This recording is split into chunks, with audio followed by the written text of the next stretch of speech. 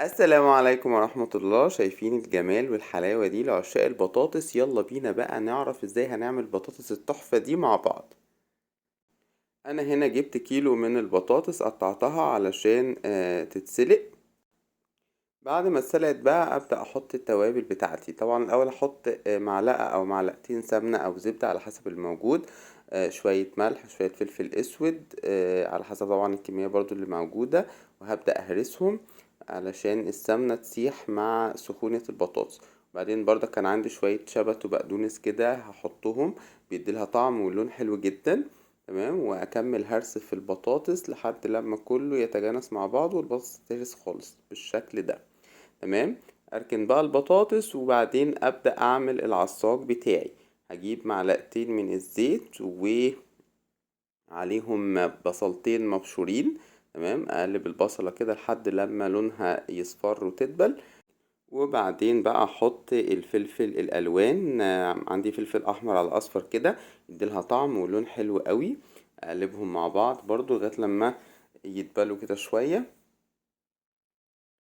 تمام، الحاجة دي بتديلها طعم ولون حلو وفي نفس الوقت بتكتر الكمية بتاعتي. احط بقى شوية ملح، شوية فلفل، شوية بابريكا، وسبع بهارات، ونص مكعب من مرقة الدجاج. مكترش في مرقة الدجاج كتير في الأكل عموما لأن هي مش حلوة أوي، يعني مش صحية أوي.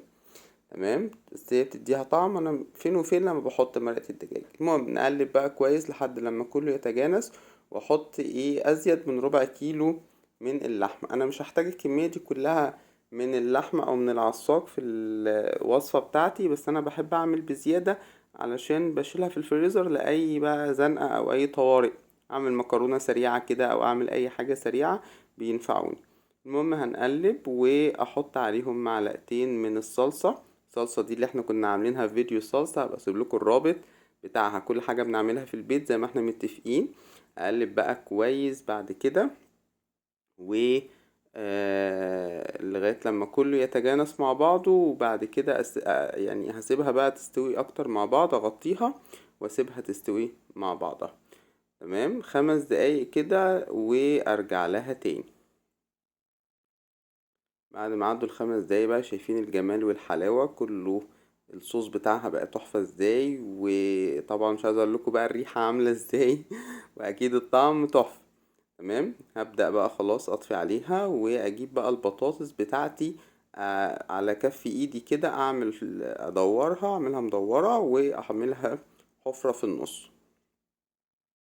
تمام، وابدأ ارص في الصينية بتاعتي او في الطاجن بتاعي على كف ايدي، ادورها واعمل لها حفرة في النص زي ما انتم شايفين كده. تمام، لغاية لما املأ الصينية بتاعتي. طبعا الكمية كل واحد بقى على حسب ما بيبقى عايز او على حسب عدد افراد الاسرة، يعني انتوا كتروا براحتكم. تمام، والملح والفلفل والحاجات دي على حسب الكمية بتاعتكم، على حسب الرغبة. تمام، ارصهم كده جنب بعض بالمنظر ده. وبعدين ابدا بقى احط انا عندي هنا جبنه موتزاريلا، حبيت احطها، دي اختياريه طبعا للي عنده يعني. تمام، وبعدين ابدا بقى احط العصاج بتاعي في الحفره دي برضو. تمام، ارصها فيها كلها كده. عايز اقول لكم وصفه جميله جدا وسهله وبسيطه، والولاد بيحبوا التنويع والتغيير. تمام، جربوها هتعجبكم جدا واقتصاديه جدا. ما خدتش يعني العصاج ما كلفنيش كتير وما خدش كتير. تمام، وابدا بقى ارص عليها برضو من فوق جبنه موتزاريلا. يبقى جبنه موتزاريلا من تحت ومن فوق، بتسيح معاها كده وتبقى طعمها حلو قوي. تمام، خلاص كده انا حطيت الجبنة كلها. دخلها بقى الفرن تحت الشواية لغاية لما الجبنة تسيح وتاخد اللون بتاعها. يلا بينا. شايفين بقى الجمال والحلاوة؟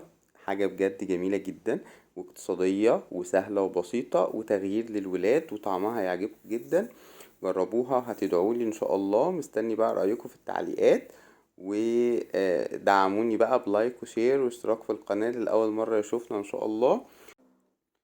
وهرصها معاكم بقى في الطبق دلوقتي اخر حاجة، وعشان تشوفوها مع بعض وتشوفوا المطة بتاعتها.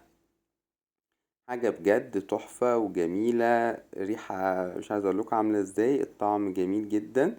جربوها وهتدعولي ان شاء الله. شايفين المطة بتاعتها جميلة ازاي وحلوة ازاي؟ مستني بقى رأيكم في التعليقات، واشوفكم ان شاء الله او نتقابل ان شاء الله على خير في الفيديوهات اللي جاية. ومع الف سلامة.